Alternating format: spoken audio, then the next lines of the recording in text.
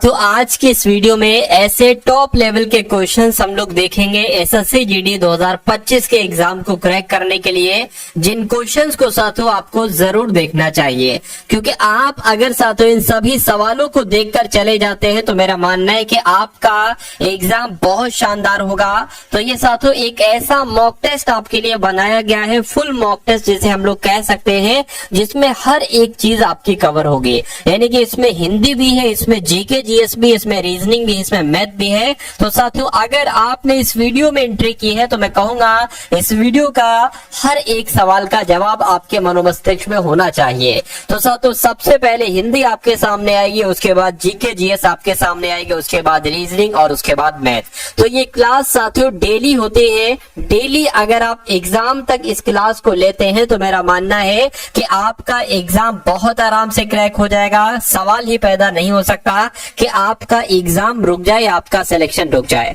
चलिए तो साथियों सब कुछ हम लोग कवर करेंगे आज की इस वीडियो में। पहला सवाल है, कह रहे कि दिए गए वाक्य का वो भाग याद कीजिए जिसमें कोई गलती है, जिसमें कोई त्रुटि है। देखिए, यह मेरा सौभाग्य है कि, बिल्कुल सही है यहाँ तक, आप मेरे घर पधारे, ठीक है, और आपका दर्शन हुआ। देखिए आपका दर्शन हुआ नहीं होना चाहिए, आपके दर्शन हुए होना चाहिए।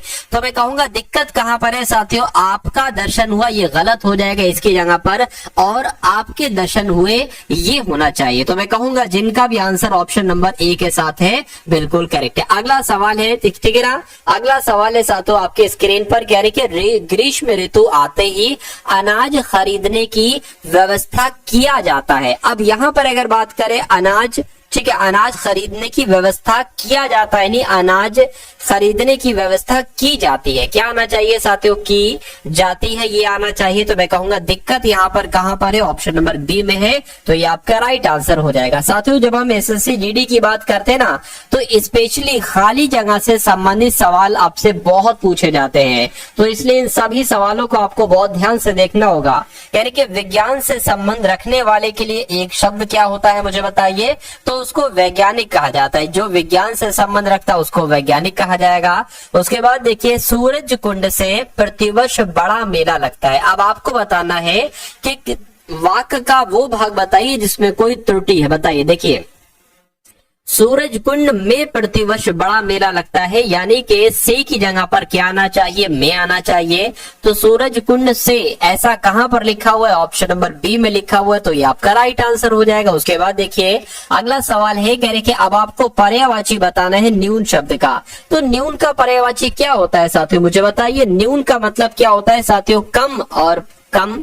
तो मैं कहूंगा न्यून का पर्यायवाची क्या हो जाएगा साथियों, कम हो जाए। कहते नहीं भाई न्यूनतम, ठीक है। चलिए, अगर न्यून का विलोम आपसे पूछा जाता तो आप साथियों अधिक बताते, लेकिन अगर आपसे न्यूनतम का क्या, न्यूनतम का विलोम आप अगर आपसे विलोम पूछा जाता तो आप साथियों अधिकतम बताते। क्या बताते, अधिकतम बताते।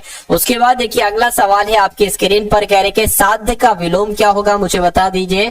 तो अगर बात करें साध्य का विलोम क्या होगा साथियों, फटाफट यहाँ पर आप लोग कमेंट करके बताइए। देखिए साध्य में आ लगा दो, छोटा आ लगा दो, विलोम बन जाएंगे, यानी कि साध्य का विलोम असाध्य हो जाएगा और असाध्य का विलोम साथियों साध्य हो जाएगा। अगला सवाल है आपकी स्क्रीन पर, कह रहे कि लक्ष्मण राम को अपना भ्राता मानता है। तो यहां पर अगर बात करें लक्ष्मण राम को अपना भाई मानता है, ये यहाँ पर बिल्कुल सही हो जाता, ठीक है ना, ये यहाँ पर बिल्कुल सही हो जाता। तो रेखांकित खंड की अगर बात करें ये है, इसको प्रतिस्थापित करने के लिए कौन सा विकल्प आएगा, मैं कहूंगा भाई आएगा। इसलिए सही जवाब जिनका भी ऑप्शन नंबर डी है बिल्कुल करेक्ट है। उसके बाद देखिए तालिका में, अब यहाँ पर साथियों अगर बात करें ना, देखिए दिए गए वाक्य में रेखांकित खंड को, रेखांकित खंड यहाँ पर तालिका है, यानी कि इसको प्रतिस्थापित करने के लिए एक विकल्प का चयन कीजिए। तालिका में अनेक प्रकार के फूलों का वर्णन किया गया है। तो तालिका की जगह पर हम क्या चित्र लगा सकते हैं, सारणी लिख सकते हैं, पंक्ति या पत्र लिख सकते हैं। मैं कहूंगा सारणी इसकी जगह पर लिख सकते हैं, यानी कि सारणी में अनेक प्रकार के फूलों का वर्णन किया गया है। उसके बाद देखिए सफेद रंग आतंकवाद का प्रतीक होता है, नहीं। हिंसा का प्रतीक होता है, नहीं। शांति का प्रतीक होता है, मैं कहूंगा बिल्कुल सफेद रंग तो शांति का प्रतीक होता है। उसके बाद देखिए राम आजकल घर दौड़ से आता है, दौड़ से आता है नहीं होना चाहिए। तेज से आता है ये भी नहीं होना चाहिए, देर से आता है बिल्कुल साथियों ये यहाँ पर बिल्कुल सही बैठ रहा है, जोर से आता है ये भी गलत हो जाएगा। तो इस खाली जगह में साथियों देखिए एसएससी जीडी में तकरीबन 2 से 3 सवाल आपके खाली जगह से संबंधित पूछ लिए जाते हैं, ठीक है ना। तो मैं खाली जगह से साथियों हर एक मॉक टेस्ट में आपको 2 से 3 क्वेश्चन खाली जगह के कराता ही कराता हूँ। अब उसके बाद देखिए साथियों दोपहर से पहले के समय के बारे में आपसे यहाँ पर पूछा जा रहा है, मुझे बताइए साथियों क्या होता है यहाँ पर आपका राइट आंसर। तो दोपहर से पहले का समय साथियों पूर्वाह्न कहलाया जाता है। क्या कहलाया जाता है? पूर्वाह्न कहलाया जाता है। आधार का आपको बताने साथियों विलोम क्या होगा। देखिए आधार के विलोम की अगर बात करें तो आधार का विलोम क्या होता है? निराधार होता है। क्या होता है साथियों? आधार का विलोम क्या होता है? निराधार होता है। ये आप सभी लोगों को मालूम होना चाहिए। पार्वती की जब हम बात करें तो पार्वती शब्द का पर्यायवाची क्या हो जाएगा? विभा कहते हैं पार्वती को, नहीं प्रभा कहते नहीं साथियों। पार्वती की अगर बात करें तो गौरी कहते हैं, यानी कि पार्वती का पर्यायवाची क्या हो जाएगा साथियों? गौरी हो जाएगा। उसके अलावा अगर बात करें आप लोग ध्यान रखेंगे अपर्णा, अपर्णा भी ये पार्वती का ही पर्यायवाची होता है, ठीक है ना। चलिए अब उसके बाद देखिए अगला सवाल है, कह रहे सही वर्तनी वाला शब्द मुझे बताइए कौन सा है। चलिए यहाँ पर अगर बात करते हैं साथियों तोपची, ठीक है, ये तो तोपची लिखा हुआ गलत है, ये तोपची लिखा हुआ गलत है, तोपची शब्द होता है। और ऐसा कहां पर लिखा हुआ है? कह रहे के मक्खियां मारना, इसका मतलब क्या होता है मुझे बताइए। तो मक्खियां मारने का मतलब होता है बेकार बैठना। क्या इसका मतलब होता है साथियों? बेकार बैठना इसका मतलब होता है। अब यहाँ पर अगर बात करें तो गद्दांश का क्वेश्चन है, ये भी गद्दांश का क्वेश्चन है। तो ये तो साथियों गद्दांश लिया नहीं गया और गद्दांश के क्वेश्चन दे दिए गए। चलिए कोई दिक्कत नहीं, भूल हो जाती है सभी से। चलिए तो अब यहाँ पर अगर हम लोग बात करते हैं साथियों सामान्य ज्ञान के क्वेश्चन हम लोग यहाँ पर देख लेते हैं, ठीक है ना। सभी साथियों बहुत टॉप लेवल के यहाँ पर सामान्य ज्ञान के मैंने क्वेश्चन आपके लिए लिए हैं। पहला सवाल है, कह रहे के मिश्र धातु में तांबा और टिन होते हैं, यानी कि बेल मेटल की बात चल रही है। बेल मेटल जो मिश्र धातु होती है ना, इसमें तांबा होता है और टिन होता है। ये सवाल आपके एग्जाम में पूछा जाएगा। सभी के सभी जीएस के बहुत ही टॉप लेवल के साथियों मैंने क्वेश्चंस लिए हैं। तो इन सभी क्वेश्चंस को साथियों आप क्या करेंगे? तैयार रखेंगे इन सभी क्वेश्चंस को, क्योंकि सवाल आपके जो बनेंगे ना साथियों वो यहीं से बनेंगे। देखिए कह रहे कि संविधान के किस संविधान संशोधन ने वस्तु एवं सेवा कर यानी कि जीएसटी को पेश किया था? तो मैं कहूंगा जीएसटी जो पेश की गई थी वो 101वें संविधान संशोधन अधिनियम के तहत पेश की गई थी 2016 में। उसके बाद देखिए कह रहे कि मैथन बांध, ये बहुत पूछा जाता है आपके एग्जाम में कि मैथन बांध कहाँ पर है साथियों? ये झारखंड में। ये कहाँ पर है मैथन बांध? झारखंड में है। उसके बाद देखिए गोवा के लोक गीतों के उस वर्ग का नाम बताइए जिसे आमतौर पर प्रियजनों की मृत्यु पर शोक व्यक्त करने के लिए गाया जाता है। तो किसकी बात चल रही है साथियों? बनवरह की बात चल रही है। यानी कि गोवा का एक लोक गीत है जिसका नाम है बनवरह, और ये एक तरीके से लोक गीत है ना जिसको आमतौर पर प्रियजनों यानी कि कोई अगर प्रिय होता है जब उसकी मृत्यु हो जाती है तो उसका शोक व्यक्त करने के लिए इसको गाया जाता है। बनवरह इस लोकगीत का नाम है। चलिए उसके बाद देखिए कह रहे कि भारतीय संविधान में स्थापित सरकार का संसदीय स्वरूप किस देश के संविधान से साथियों प्रेरित है? मुझे बताइए। तो ये तो यूनाइटेड किंगडम से लिया गया है। जो संविधान में स्थापित सरकार का संसदीय स्वरूप है ना, ये यूनाइटेड किंगडम से लिया गया है। उसके बाद देखिए नेक्स्ट नंबर का सवाल है, कह रहे कि उस संस्कृत विद्वान का नाम बताइए जिसे भारत रत्न से सम्मानित किया गया था। तो किसको किया गया था? पांडुरंग वामन काणे की अगर बात करें तो इनको ये संस्कृत के विद्वान थे और ऐसे संस्कृत के विद्वान थे जिनको भारत रत्न से सम्मानित किया गया था। उसके बाद देखिए निम्नलिखित में से कौन सा नृत्य छत्तीसगढ़ का नृत्य है? तो मैं कहूंगा यहाँ पर राउत नाच की अगर बात करते हैं तो ये कहां पर किया जाता है? ये साथियों छत्तीसगढ़ में किया जाता है। चेरब नृत्य की अगर बात करें ये मिजोरम में किया जाता है। ये कहां पर साथियों किया जाता है? ये मिजोरम में किया जाता है, आप लोग ध्यान रखेंगे। और ओटम थुलाल की बात करें ये कहां पर किया जाता है? ये केरल में किया जाता है।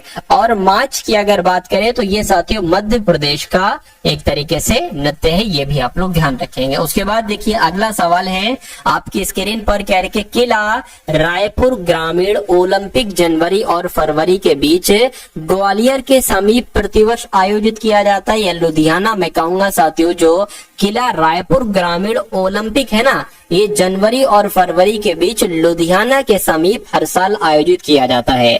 उसके बाद देखिए अगला सवाल है आपकी स्क्रीन पर, कह रहे कि सूर्य की उत्पत्ति लगभग वर्तमान आयु से लगभग कितने वर्ष पहले हुई थी। तो अगर आपसे ऐसा सवाल पूछा जाए कि सूर्य की उत्पत्ति कब हुई थी, तो 4.6 बिलियन वर्ष पहले हुई थी सूर्य की उत्पत्ति, आप लोग ध्यान रखेंगे। उसके बाद देखिए अगला सवाल है, निम्नलिखित में से कौन सी पूर्व विदेश मंत्री कुंवर नटवर सिंह की आत्मकथा है। तो यहाँ पर अगर बात करते हैं साथियों, one life is not enough, क्या one life is not enough ये किसकी आत्मकथा है, तो यह कुंवर नटवर सिंह की आत्मकथा है। और ये कौन थे, ये पूर्व विदेश मंत्री थे, ये आपको मालूम होना चाहिए। किस ब्रिटिश सेवानिवृत्त सिविल सेवा अधिकारी ने भारतीय राष्ट्रीय संघ की पहली बैठक बुलाने की पहल की थी। तो किसकी बात चल रही है साथियों, एलन ऑक्टेवियन ह्यूम की बात चल रही है, यानी कि ए.ओ. ह्यूम की बात चल रही है। इन्होंने ही सिविल सेवा अधिकारी थे, ऑफिसर थे, इन्होंने भारतीय राष्ट्रीय संघ की पहली बैठक बुलाने की पहल की थी। उसके बाद देखिए अगला सवाल है, कह रहे कि सतपुड़ा की श्रेणी की सर्वोच्च चोटी का नाम बताइए। तो साथियों इस चोटी का नाम क्या है, धूपगढ़ चोटी इस चोटी का नाम है, जो सतपुड़ा श्रेणी की सर्वोच्च चोटी है। अब उसके बाद देखिए अगला सवाल है आपके स्क्रीन पर, कह रहे कि 1999 में किस भारतीय को miss world continental queen of beauty Asia और ओएशिनिया का ताज पहनाया गया था। तो किसको साथियों पहनाया गया था, आपसे पूछा जा रहा है।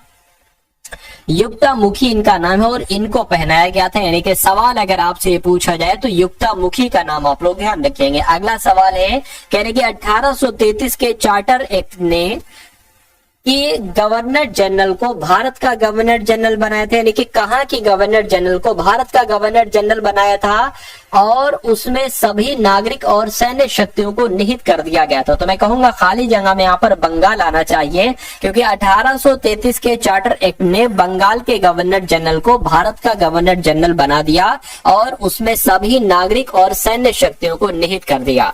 उसके बाद देखिए अगला सवाल है, कह रहे कि खतौली, यानी कि जो खतौली का युद्ध हुआ था, ये 1517 में हुआ था। कह रहे कि इस युद्ध में मेवाड़ के राणा सांगा ने दिल्ली के कौन से सुल्तान को हराया और उसे कैद कर लिया और फिर फिरौती वसूलने के बाद रिहा कर दिया, बताइए।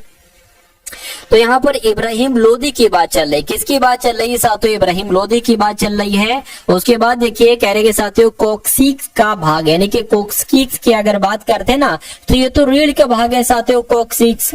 उसके बाद देखिए अगला सवाल है, कह रहे कि चंद्रगुप्त प्रथम का उत्तराधिकारी उसका पुत्र था, यानी कि किसकी बात चल रही है, समुद्रगुप्त की बात चल रही है। चंद्रगुप्त प्रथम का जो उत्तराधिकारी था ना, वो चंद्रगुप्त प्रथम का पुत्र ही था, जिसका नाम था समुद्रगुप्त।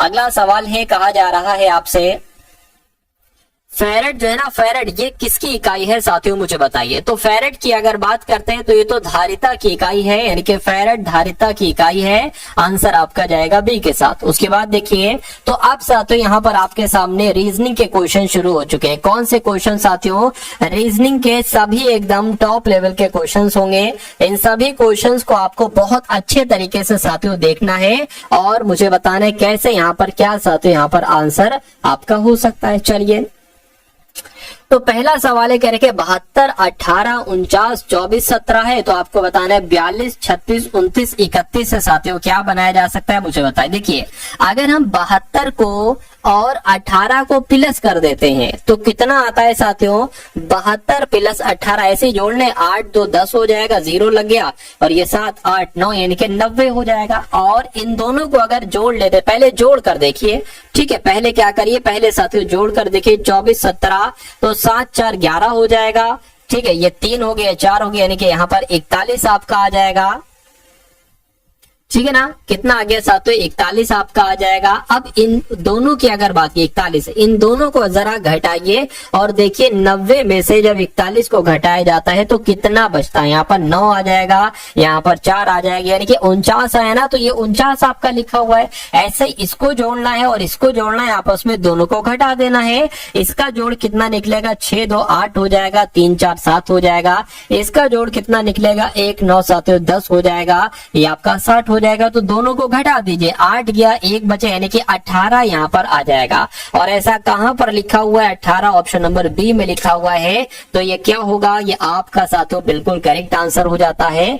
अब उसके बाद देखिए नेक्स्ट नंबर का सवाल है आपकी स्क्रीन पर साथियों, देखिए इस सवाल को बताइए राइट आंसर यहाँ पर क्या होगा। कह रहे कि एक निश्चित कोड भाषा में ROHIT को TQJKV लिखा जाता है, तो COUNTRI को Y को क्या लिखा जा सकता है मुझे बताइए। देखिए यहाँ पर ये R है, R आपका होता है साथियों 18 पर, और यहाँ पर 20 है, 20 T है, T होता है साथियों 20 पर। कितना बड़ा है? 2 बड़ा है। उसी प्रकार O होता है 15 पर और Q होता है 17 पर, यानी कि यहाँ पर 2 बड़ा है। और H से J हुआ है 2 बड़ा है, I से K हुआ है 2 बड़ा है, T से V हुआ 2 बड़ा है, यानी कि सब में 2 बढ़ना मैं कहूंगा बिल्कुल लग तो यही रहा है।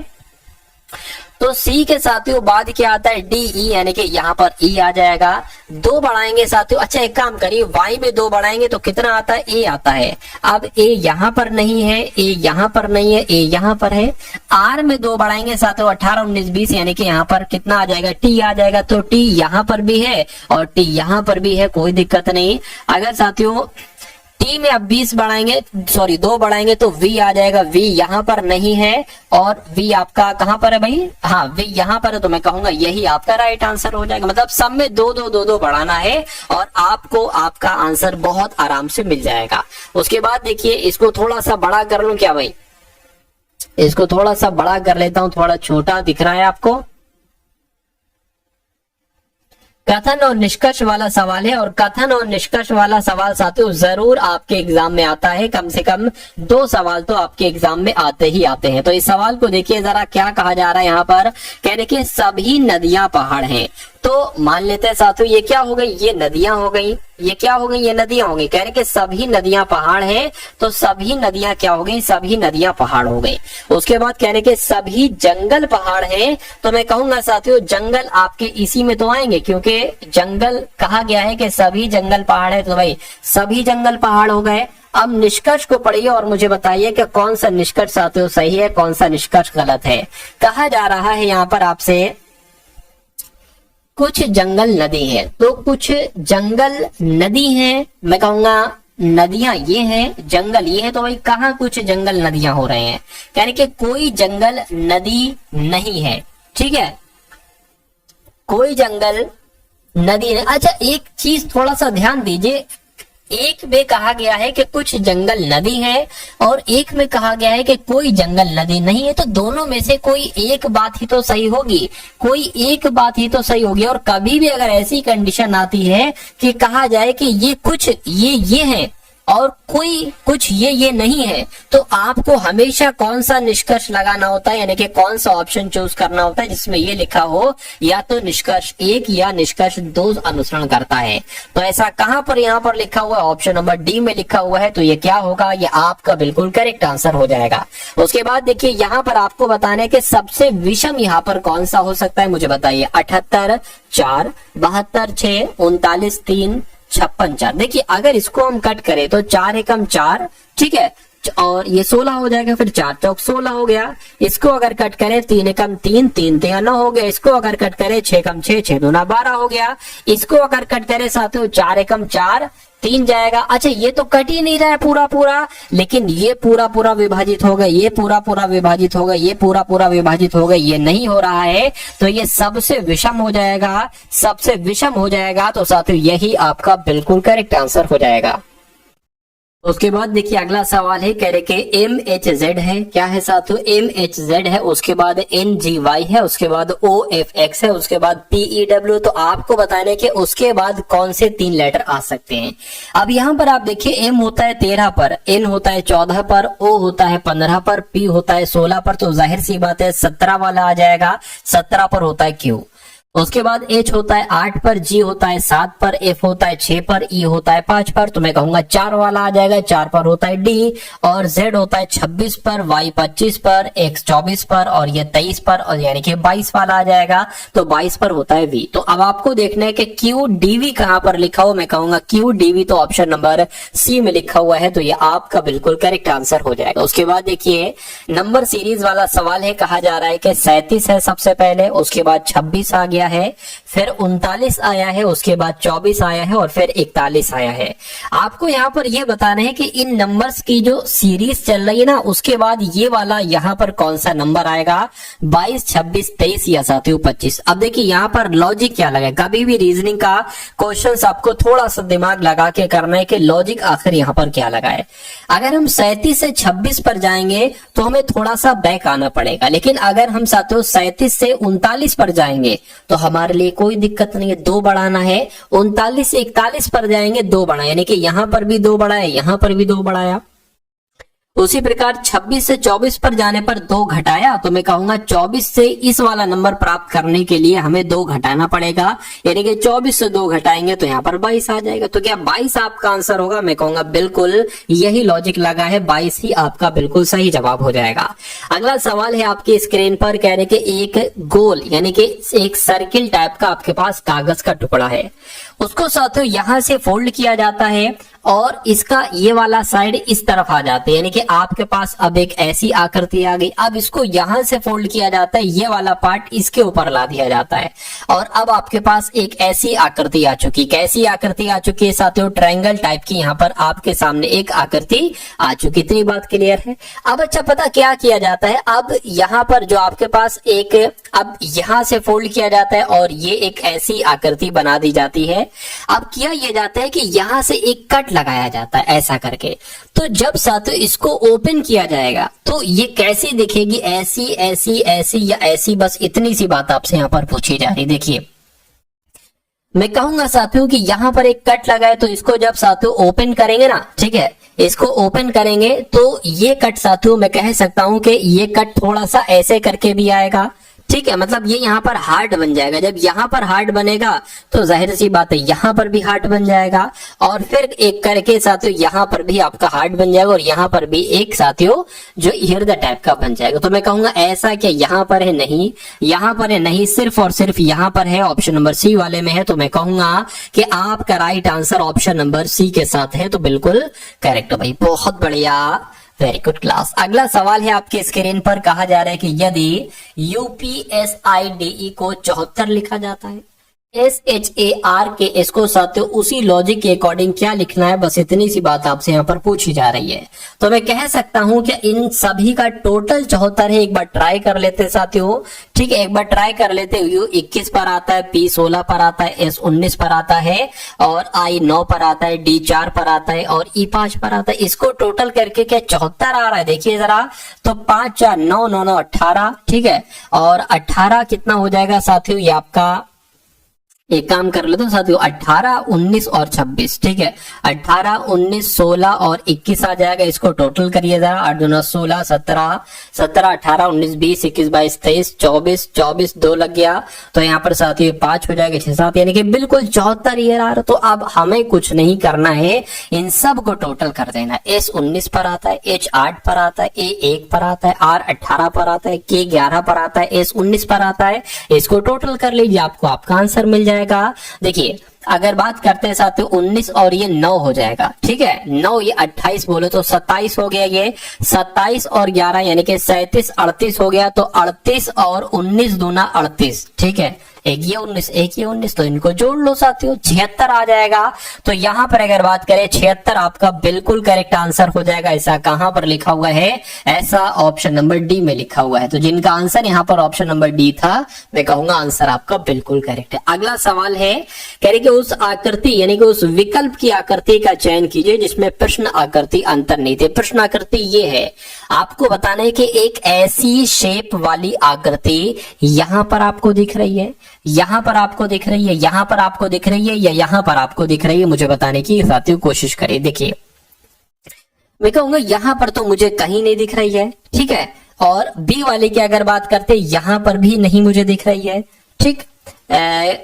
अगर बात करते हैं साथियों कि यहां पर थोड़ा सा लग रहा है, देखिए ऐसे आई, ये ऐसे आई, ये ऐसे आई और ये ऐसे चली गई, तो ऐसी आकृति तो यही आकृति बनी है और यहां पर भी नहीं दिख रही। तो मैं कहूंगा ऑप्शन आपका जो जाएगा वो ऑप्शन आपका सी के साथ जाएगा। उसके बाद देखिए नेक्स्ट नंबर का सवाल है, इसको थोड़ा सा और बड़ा साथियों में कर देता हूं। यहां पर देखिए अब आपको ये बताना है कि ये वैसे ही सवाल है, प्रश्नाकृति आपके सामने है। अच्छा, ये प्रश्नाकृति है ना, ये दर्पण प्रतिबिंब वाला सवाल है। यानी कि अगर यहाँ पर दर्पण रखा जाता है, इसको मैं और थोड़ा बड़ा कर देता हूं आपके लिए, देखिए।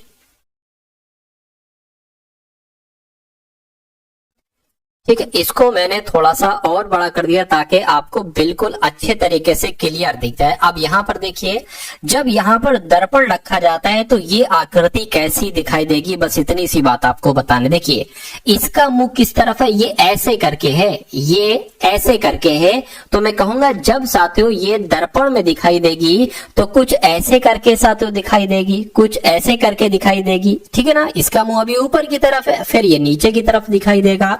ठीक है, कोई दिक्कत नहीं है। अब यहाँ पर गोला है तो यहाँ पर भी गोला दिखाई देगा, लेकिन यहाँ पर ट्रायंगल टाइप का कुछ दिखाई दे रहा है, इसलिए आंसर नहीं होगा। अच्छा, इसका मुंह ऊपर की तरफ है, इसलिए आंसर नहीं होगा, क्योंकि नीचे की तरफ मुंह होना चाहिए। इसका भी मुंह ऊपर की तरफ है, इसलिए ये आंसर नहीं होगा। मैं कहूंगा साथियों आंसर आपको ऑप्शन नंबर ए के साथ जाएगा, और क्यों जाएगा ये भी मैंने आपको बता दिया।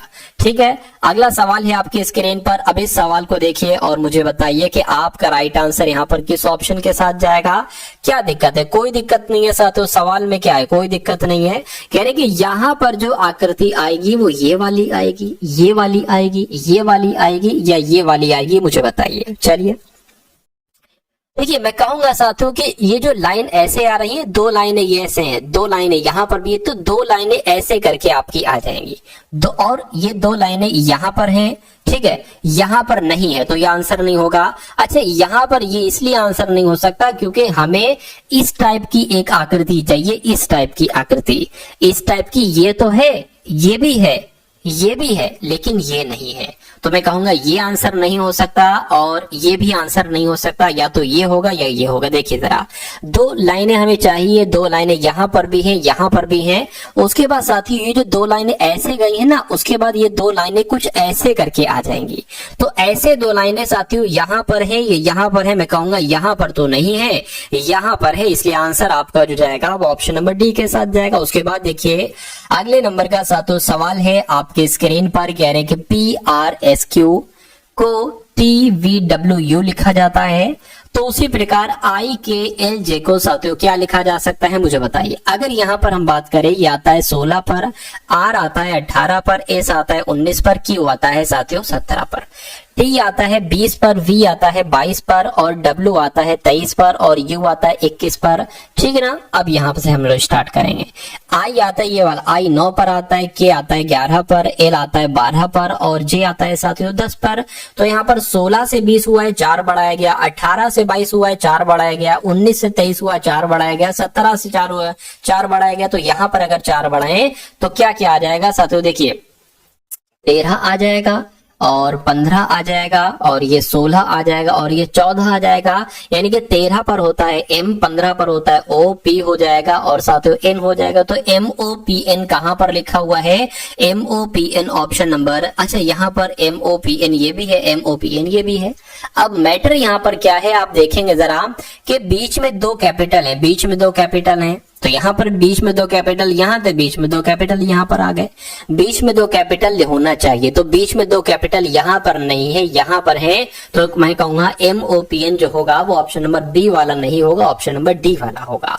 4 शब्द दिए गए हैं, जिनमें से 3 किसी तरह से समान है और एक इसमें से सबसे अलग है, यानी कि सबसे भिन्न है। तो भिन्न वाले का आपको चयन करना है।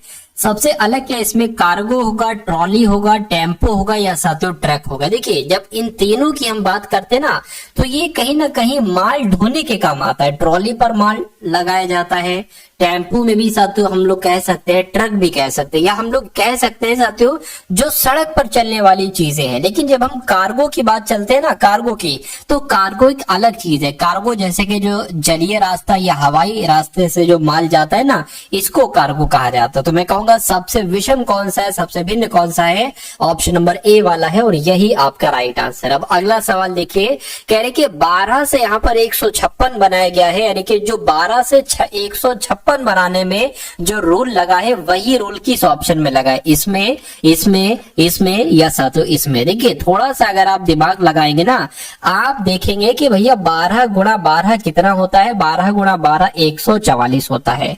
तो अगर हम साथियों 12 की गुणा 13 से करके देखिए कितना आएगा, देख लेते साथियों कितना आएगा। मेरे हिसाब से तो इतना ही आ जाना चाहिए। 12 3 36, 12 एकम 12, 6 आ गया, 5 आ गया, देखिए 156 आ गया। तो मैं कहूंगा कि यहाँ पर ये रूल लगा है, यानी कि जो ये नंबर है ना, इसकी गुणा इससे अगले वाले नंबर से कराना है।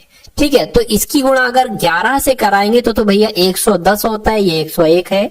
15 की गुणा साथियों अगर हम 16 से करा देते हैं, क्या 15 की गुणा 16 से करा देते हैं तो 6 पंजे 30 हो जाएगा, 6 कम 6 9 हो जाएगा, और ये 15 आ जाएगा 0। ये तो साथियों इतना नहीं बन रहा है, ठीक है ना, इतना साथियों 240 बन रहा है। इसकी अगर बात करें, बिल्कुल साथियों 10 की गुणा आप 11 से कराओगे तो 110 आएगा। यानी कि कहने का मतलब है जो रूल यहां पर लगा है वही रूल ऑप्शन नंबर सी वाले में लगा है। अब उसके बाद देखिए अगले नंबर का सवाल है आपकी स्क्रीन पर। इस सवाल को देखिए, ये बहुत अच्छा सवाल है और देखकर बताइए राइट आंसर क्या होगा। कह रहे कि एक पंक्ति में लीला आगे से 18वीं है, यानी कि एक पंक्ति हम बना लेते हैं साथों ऐसे करके, और आगे से यानी कि आगे वाला ये हो जाएगा, पीछे वाला ये हो जाएगा, तो आगे से 18वीं है। तो मैं कहूंगा साथों कहीं यहां पर 18वीं रैंक आ रही होगी ऊपर से, और यहां पर कौन है साथियों, यहां पर लिली है। तो इतनी बात आपकी क्लियर हो गई, कहिए बिल्कुल क्लियर हो गई कि पंक्ति में लिली आगे से 18वें नंबर पर है, यानी कि जबकि मिनी पीछे से 16वीं है। तो अगर हम मान लेते हैं साथियों यहां पर क्या, अगर इसको यहां से काउंट करेंगे 1 2 3 4 5 ऐसा 16, तो ये मिनी जो है ना, मिनी है ना, हाँ बिल्कुल मिनी है, तो मिनी साथियों 16वें नंबर पर है। यानी कि अगर इसको इधर से काउंट करते हैं तो लिली 18वें पर है, और इसको इधर से काउंट करते हैं तो लिली 16वें नंबर पर है।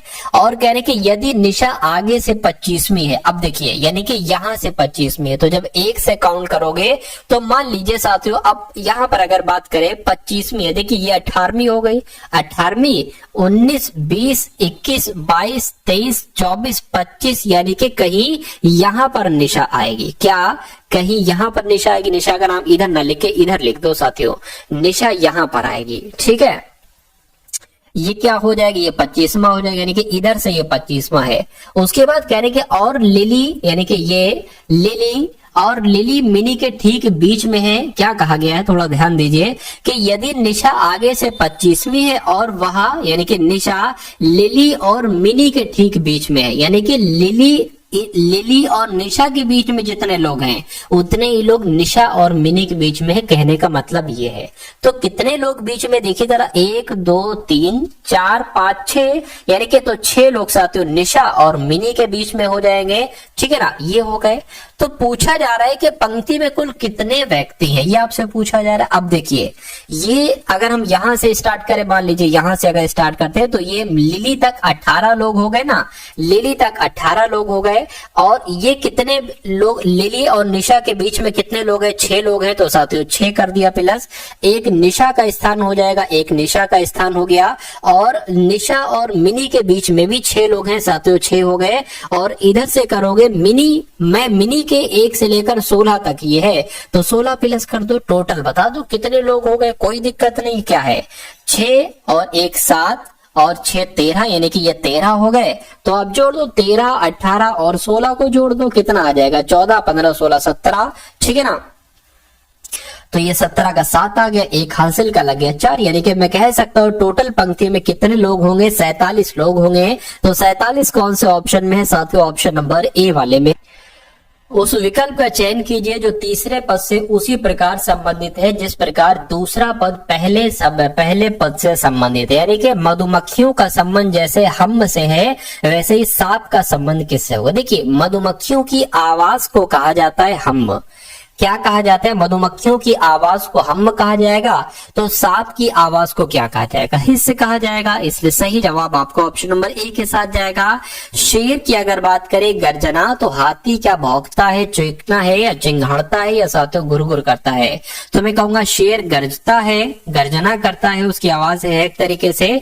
तो हाथी की बात करें साथियों, चिंघाड़ना यहाँ पर आपका बिल्कुल करेक्ट आंसर हो जाएगा। चलिए उसके बाद देखिए नेक्स्ट नंबर का सवाल है, कहा जा रहा है यहाँ पर आपसे, यहां पर कहा जा रहा है साथियों कि 4 अक्षर समूह दिए गए हैं जिनमें से 3 किसी तरह से समान है, एक अलग है, तो उस अलग वाले का आपको क्या करना है, आपको चयन करना है। देखिए सी जो होता है वो 3 पर होता है, एफ 6 पर होता है, जे 10 पर होता है, जी की बात करें 7 पर होता है, जे 10 पर होता है, एम 13 पर होता है, टी की बात करें 20 पर, डब्ल्यू 23 पर और साथियों जेड 26 पर होता है, डी 4 पर, जी 7 पर, साथियों ये 10 पर होता है। तो यहां पर अगर बात करें क्या सबसे अलग है साथियों, मुझे बताने की कोशिश करेंगे। देखिए ये हो गया है 3 बढ़ाया गया, यहां पर 4 बढ़ाया गया, यहां पर 3 बढ़ाया गया, यहां पर भी 3 बढ़ाया गया है, यहां पर 3 और यहां पर भी 3 बढ़ाया गया, यहां पर 3 और यहां पर 3 बढ़ाया गया है। तो जो यहां लॉजिक लगा वही लॉजिक यहां लगा और वही लॉजिक यहां लगा, लेकिन यहां अलग लॉजिक लगा। यहाँ 3 बढ़ाने के बाद 4 बढ़ाया गया है, बाकी सब में 3 बढ़ाने के बाद 3 ही बढ़ाया गया। तो आपका right answer option number A हो जाएगा। अब उसके बाद देखिए कह रहे कि लड़कियां स्वस्थ ट्रेन, तो इनका सबसे अच्छा आरेख जो बन सकता है साथियों वो मुझे बता दीजिए। मान लीजिए ये लड़कियां हो गई, ये लड़कियां हो गई और कुछ लड़कियां मान लीजिए हम कह सकते हैं स्वस्थ हैं, तो कुछ लड़कियां स्वस्थ हो गई।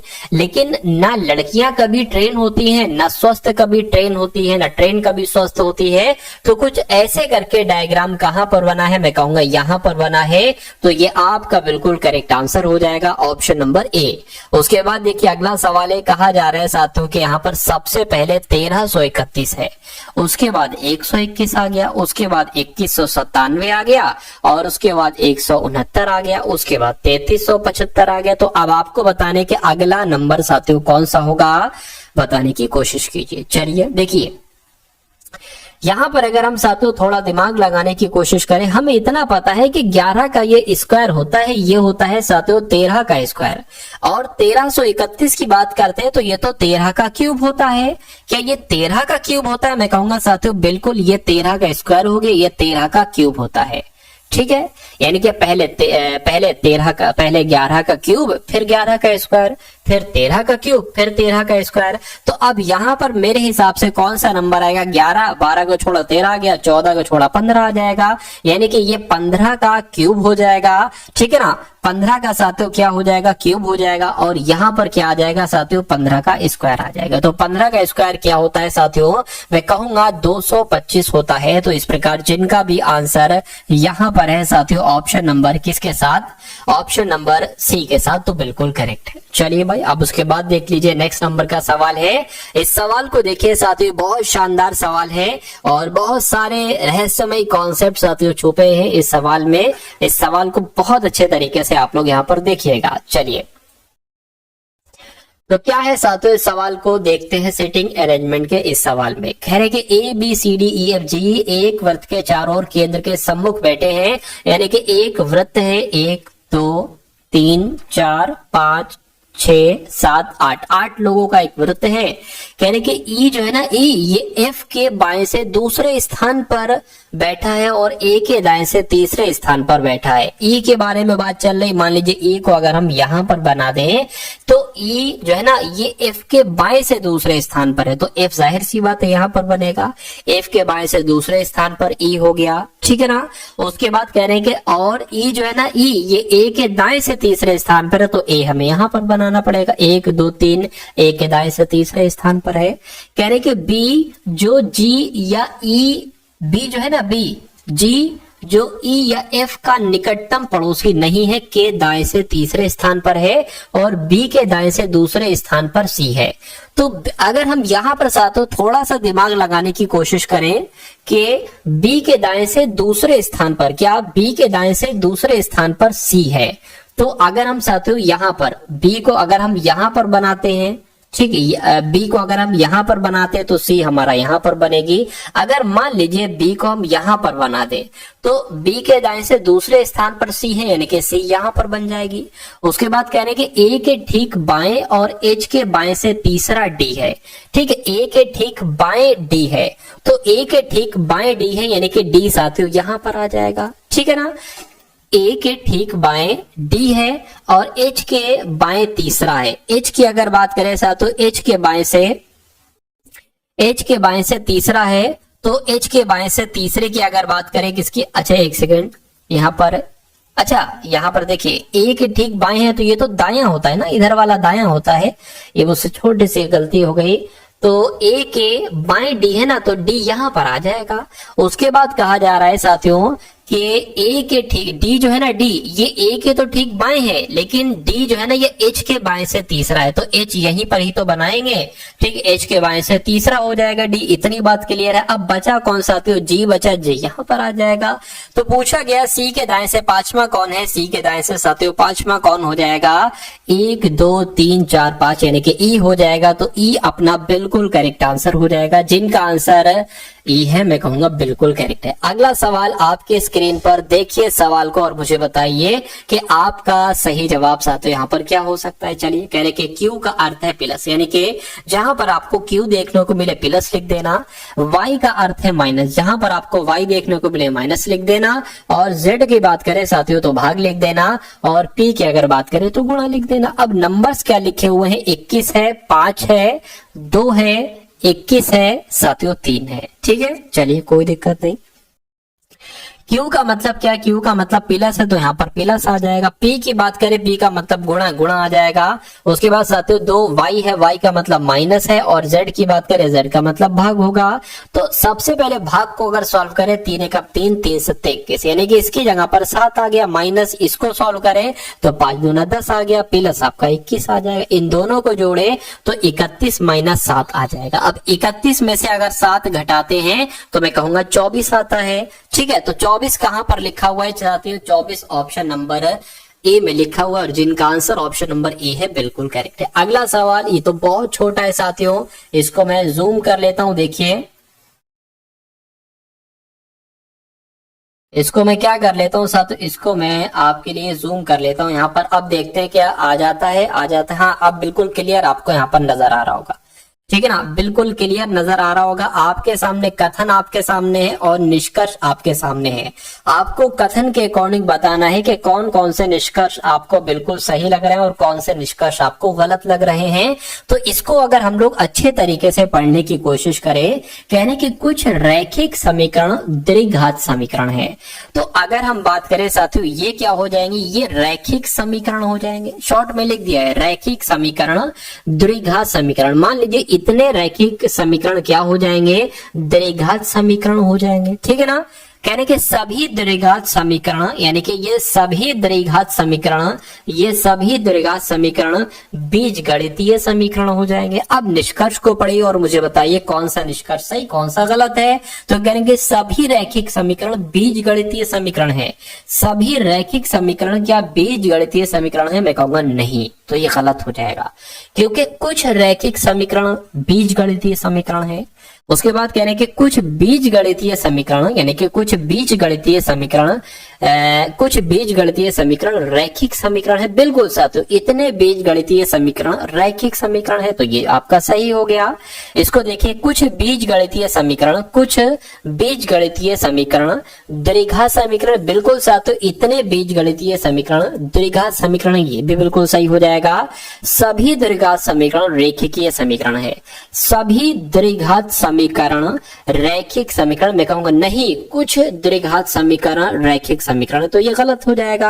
यानी कि दूसरा और तीसरा वाला आपका जो निष्कर्ष है ये बिल्कुल अनुसरण करता है। और ऐसा कहां पर लिखा हुआ है साथियों, ऐसा आपका ऑप्शन नंबर डी में लिखा हुआ है। बहुत बढ़िया, वेरी गुड क्लास। तो अब आपके सामने साथियों, ठीक है ना, अब आपके सामने साथियों मैथ के क्वेश्चंस, ठीक है, मैथ के क्वेश्चन साथियों शुरू हो चुके हैं। ठीक है, तो इन सभी क्वेश्चंस को साथियों बहुत अच्छे तरीके से आप लोग देखिएगा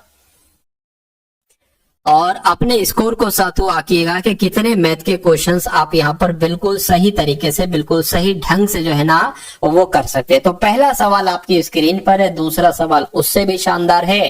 पहले सवाल में साथियों कहा गया है, इसको बहुत आराम से देखिएगा, बहुत ध्यान से देखिएगा। कहने के निम्नलिखित में से इनमें से कौन सी, यानी इनमें से सभी में से सबसे बड़ा कौन सा है।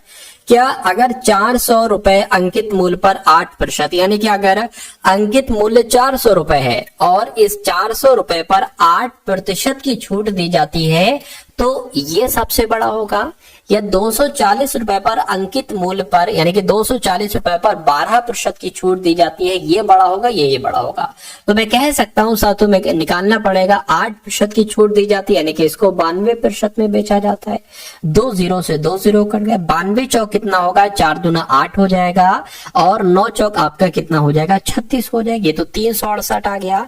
इसकी अगर बात करें साथियों 240 का 12% यानी कि साथियों मैं कहूंगा 88% में, तो इस जीरो से आपका ये जीरो कैंसिल हो जाएगा, 2 चौक और 2 पंजे हो जाएगा। ठीक है ना, इतनी बात क्लियर है। अब इसको अगर कट करेंगे साथियों 5 चौक 20 हो जाएगा, 5 अट्ठे 40 हो जाएगा। तो अगर हम साथियों 44 की गुणा 4.8 से करेंगे तो कितना आएगा, जरा देखिए 4 अट्ठे 32 हो गया, 4 अट्ठे 32 बोले तो 35 हो गया। ठीक है, 4 चौक 16 हो गया, 4 चौक 16 17 हो गया, यानी कि 2 आ गया, 11 आ गया, यहाँ पर 11 यानी कि यहाँ पर कितना आ गया साथियों 2 आ जाएगा। मैं कहूंगा साथियों 200 कितना हो जाएगा, 11.2 करके हो जाएगा। अच्छा ये अभी बड़ा है तो ये तो आंसर हो ही नहीं सकता। ठीक है, 500 का 7% की अगर बात करें, अब देखिए अगर 500 का ये 10% होता, ठीक है चलो कोई दिक्कत नहीं निकाल लेते हैं। 500 का अगर 7 बोले तो 93% निकालना है, तो 2 0 से 2 0 कैंसिल, 5 तियां कितना हो जाएगा 15 हो जाएगा, 5 नीम 45 बोले तो 46 हो जाएगा। अभी भी अब साथियों ये आंसर नहीं हो सकता क्योंकि ये अभी तक हमें ये सबसे बड़ा नजर आया है। इसकी बात करें साथियों 320 का, अब देखिए ये तो हो ही नहीं सकता किसी भी हालत में। अगर 320 का 10% छूट दोगे तो वो 320 से कम आएगा।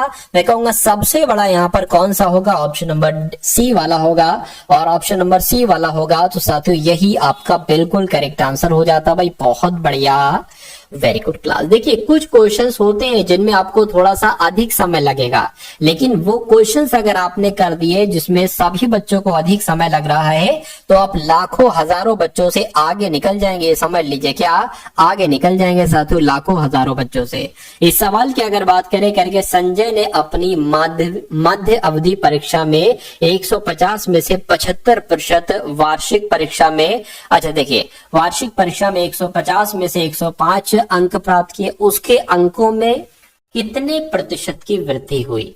यानी कि जो उसकी मेडवल परीक्षा थी ना साथियों, कह सकते हैं हाफरली वाली परीक्षा थी, तो उसने 150 में से 75% अंक प्राप्त किए। मैं कह सकता हूं उसने 50% अंक प्राप्त किए। और वार्षिक एनुअल एग्जाम में उसने 150 में से 105 अंक प्राप्त किए।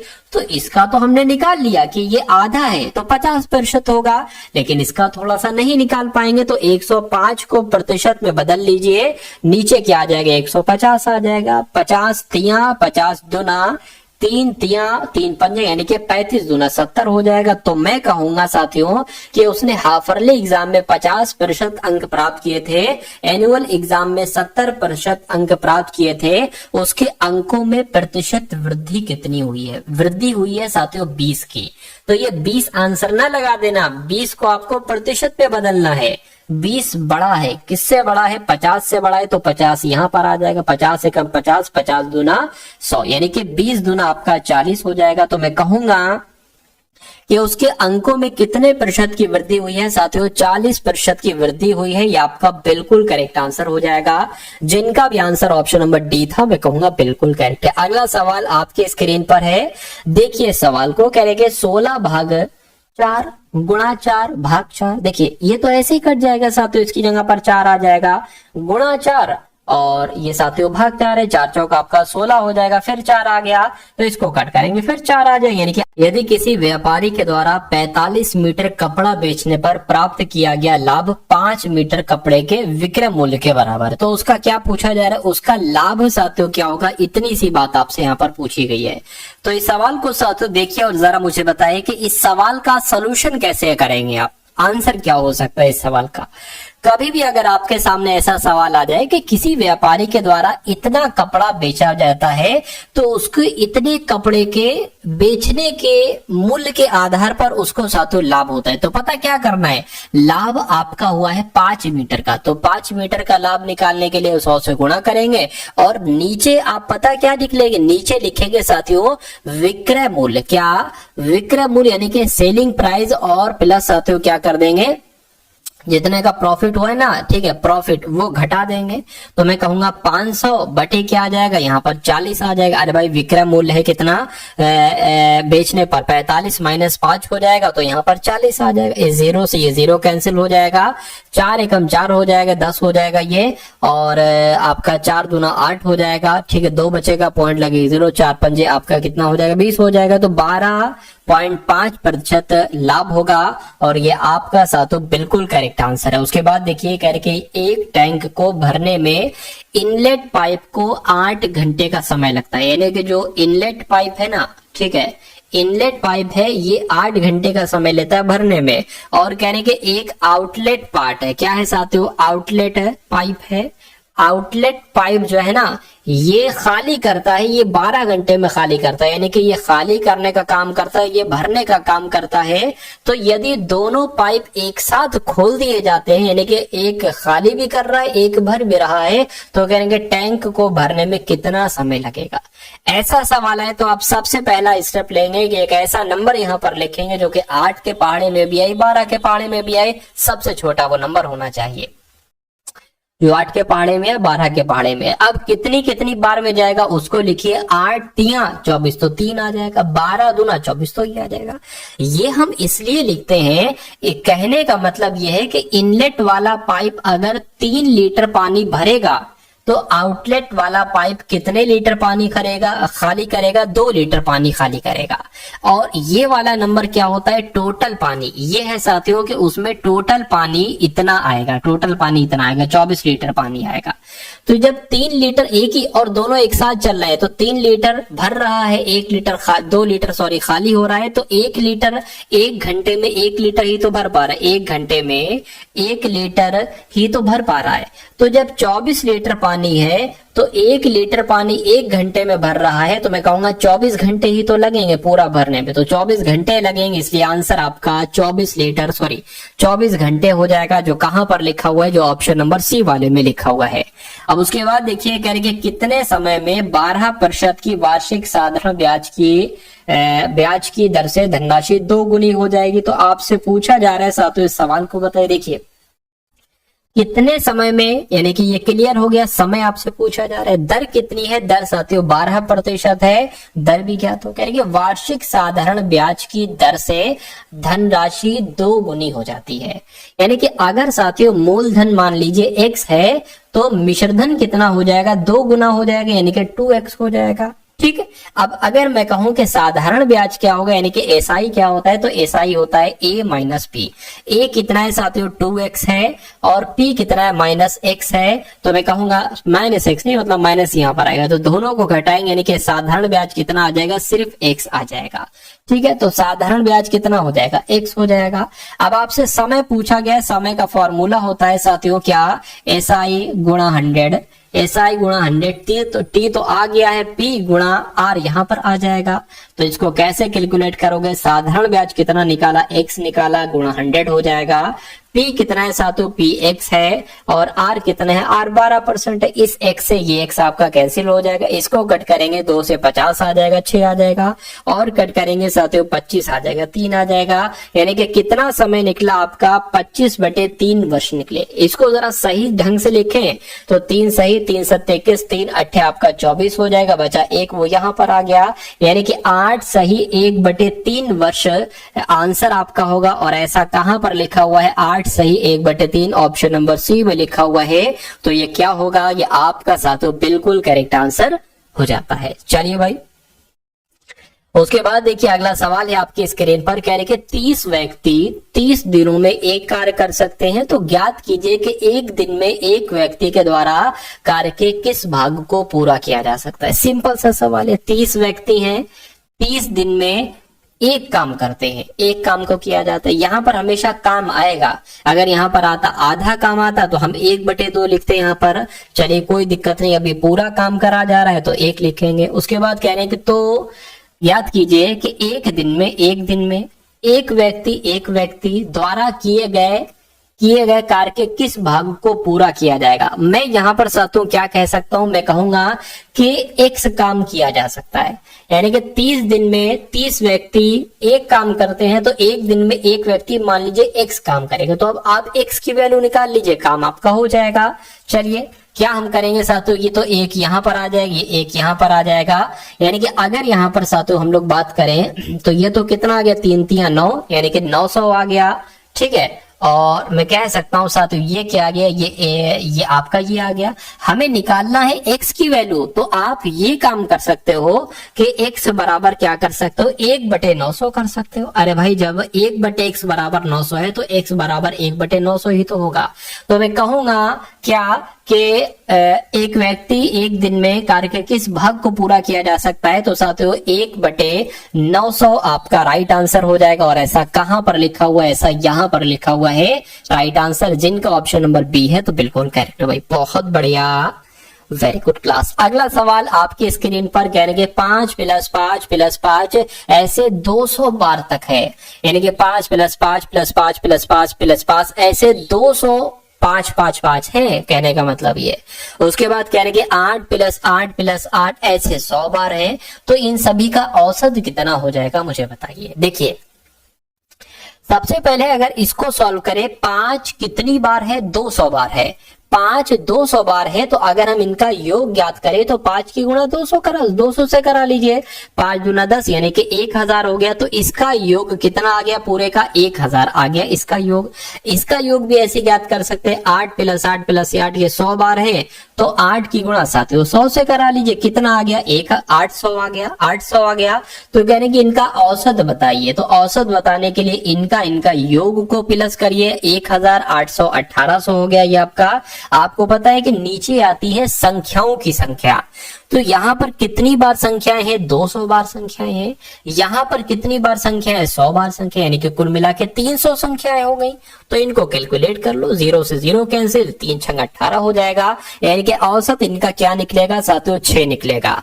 तो जिनका भी आंसर यहाँ पर ऑप्शन नंबर सी के साथ है, मैं कहूंगा आंसर आपका बिल्कुल करेक्ट भाई, बहुत बढ़िया, वेरी गुड क्लास। चलिए साथियों उसके बाद देखते हैं नेक्स्ट नंबर का सवाल है, कह रहे कि दिया गया वृत्त आलेख एक विशेष वर्ष के दौरान विभिन्न खेलों पर एक देश के व्यय को दर्शाता है। क्या दर्शाता है साथियों, एक व्यय को दर्शाता है। उसके बाद कह रहे हैं कि आलेख का ध्यानपूर्वक अध्ययन कीजिए और नीचे दिए गए प्रश्न का उत्तर दीजिए। चलिए कोई दिक्कत नहीं है। कह रहे कि यदि वर्ष के दौरान खेलों पर व्यय की जाने वाली कुल राशि 18,000 है, कितनी है साथियों, 18,000 है, तो क्रिकेट पर व्यय की जाने वाली धनराशि फुटबॉल पर व्यय की जाने वाली धनराशि से कितनी अधिक होगी। यानी कि सबसे पहले आपको देखिए ये 360 डिग्री है, 63 54 81 162 को जोड़ोगे ना तो 360 डिग्री आएगा। अगर बात करें साथियों, मैं आपको बता देता हूं, ये जो है ना ये साथियों, अब देखिए पूछी क्या क्या गई है, आपको चाहिए है सिर्फ फुटबॉल की, तो फुटबॉल की अगर बात करें, फुटबॉल साथियों ये हो जाएगी, ये आपकी फुटबॉल हो गई, ये फुटबॉल हो गई। और क्रिकेट की अगर साथियों बात करें ना, क्रिकेट इसमें क्रिकेट का इस्तेमाल किया गया है, तो क्रिकेट की अगर बात करें साथियों, क्रिकेट की आपकी ये हो जाएगी 81, ये क्रिकेट की हो गई। यानी कि कहने का मतलब ये है कि अगर हम ये बताने की कोशिश करें कि 18,000 कुल है, तो क्रिकेट पर कितनी राशि व्यय की गई, तो 18,000 क्रिकेट पर कितनी राशि व्यय की गई है, 81 डिग्री की गई है। तो ये 360 है ना, तो 360 नीचे आ जाएगा, ये तो आपकी आ जाएगी क्रिकेट पर।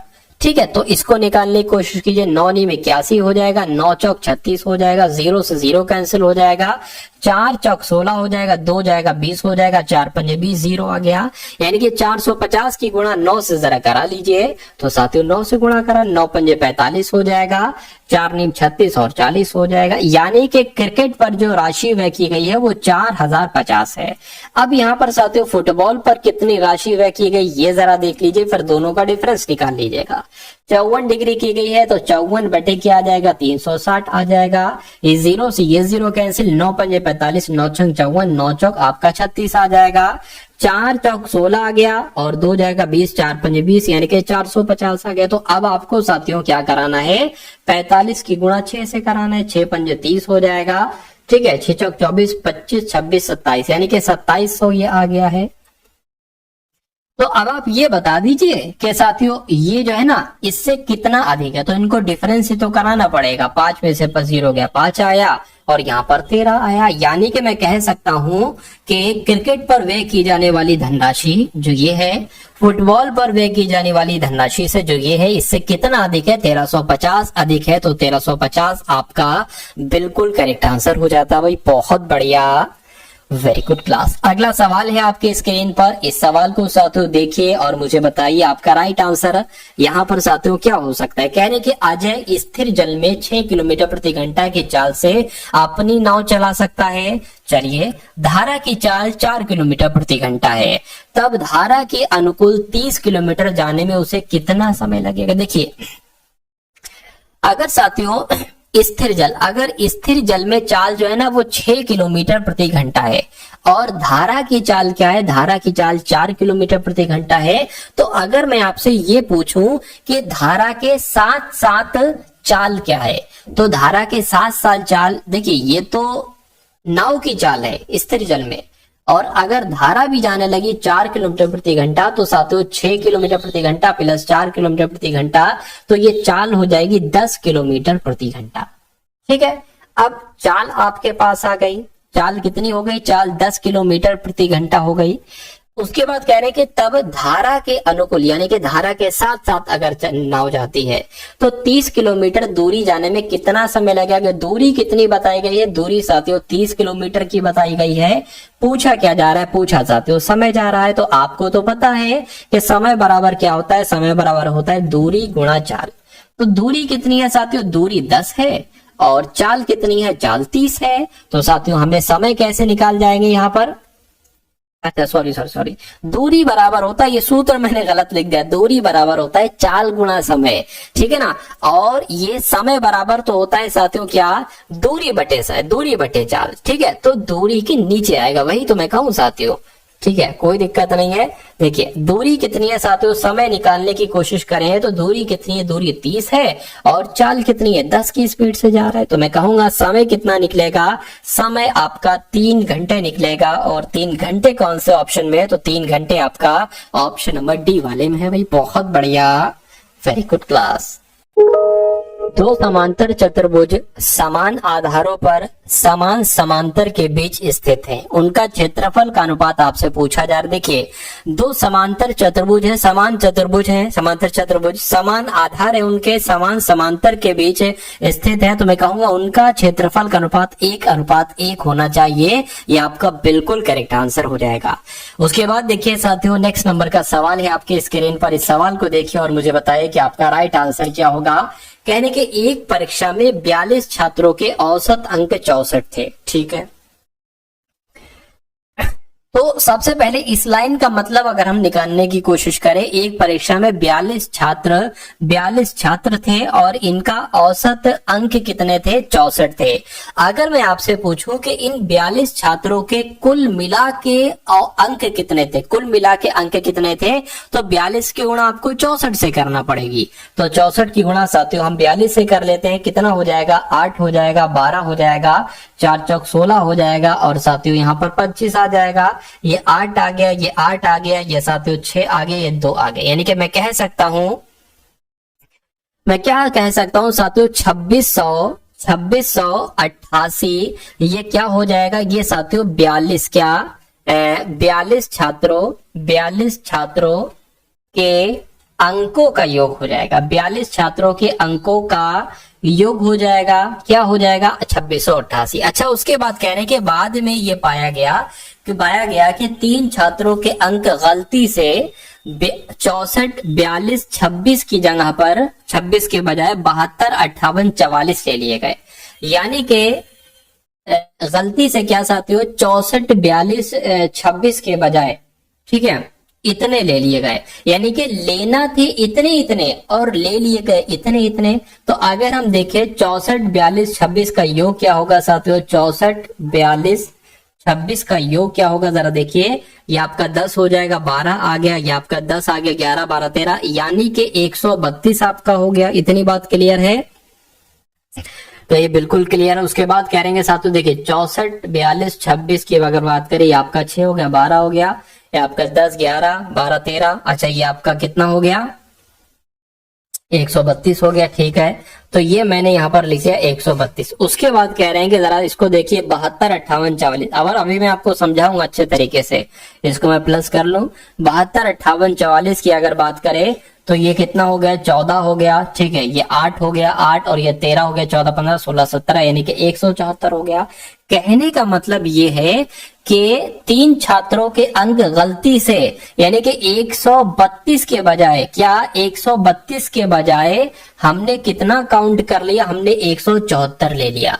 यानी कि कितना हमने अधिक ले लिया, तो जब अगर 174 में से 132 को घटाओगे तो साथियों 42 आएगा। ठीक है, कितना आएगा, 42 आएगा। यानी कि 42 नंबर हमने अधिक ले लिए, 42 नंबर हमने ज्यादा ले लिए गलती से। अब ये ना देखो इतने इतने इतने, टोटल हमने करा लिया, 42 नंबर अधिक ले लिए। यानी कि इसमें आपको 42 घटाना है, क्योंकि 42 नंबर इसमें एक्स्ट्रा ले लिए गए हैं। तो जब साथियों 2688 में से 42 घटाएंगे तो साथियों कितना आपका आ जाएगा, 2688 में से 42 घटाएंगे साथियों तो 6, 4, 6, 2, यानी कि 2646 आपका आ जाएगा। अच्छा नंबर तो उतने ही है, 42 नंबर तो साथियों यहाँ पर उतने ही है।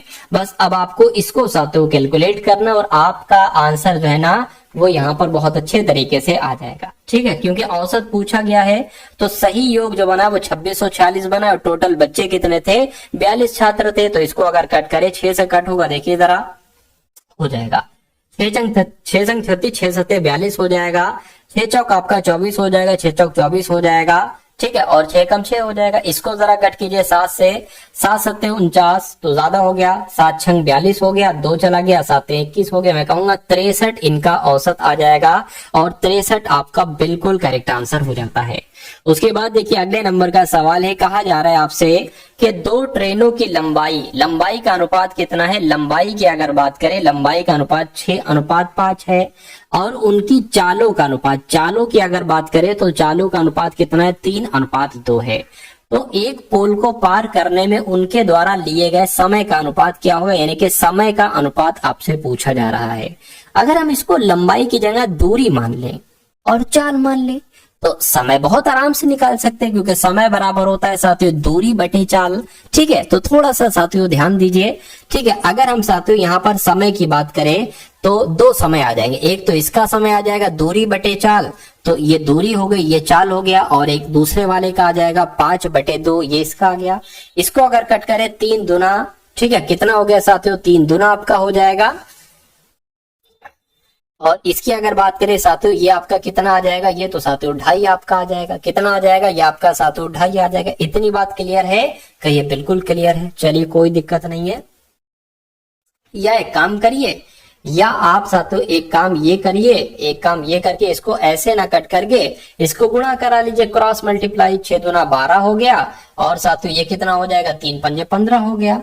ठीक है, 3 से कट करें, 3 चौक 12 आ गया, 3 पंजे 15 आ गया। तो 4:5 उनके समों का अनुपात निकलेगा। 4:5 कहाँ लिखा हुआ है, ऑप्शन नंबर बी में लिखा हुआ है। अगला सवाल आपके स्क्रीन पर, कभी भी अगर आपके सामने साथियों डेटा है, डेटा मतलब ये जो लिखा हुआ है, तो 26, 32, 26, 28, 26, 24, 31, 24 का बहुलक आपसे पूछे, यानी कि बहुत सारे अलग अलग आपको नंबर दे रखे हो और आपसे पूछा जाए कि इनका बहुलक क्या हो सकता है। तो बहुलक पता क्या होता है, जो नंबर सबसे ज्यादा बार आया है, क्या जो नंबर सबसे ज्यादा बार आया है वही बहुलक होता है। तो मैं कहूंगा यहाँ पर तो मुझे जो 26 लग रहा है ना, 1 बार 2 बार 3 बार, ठीक है 3 बार है 26। 24 की बात करें 1 2, ठीक है 24 2 ही बार है। तो मैं कहूंगा 26 यहाँ पर आया है अधिकतम बार, 1 2 3 3 बार आया है। तो ये क्या होगा, ये आपका बिल्कुल करेक्ट आंसर हो जाता भाई। बहुत बढ़िया, वेरी गुड क्लास।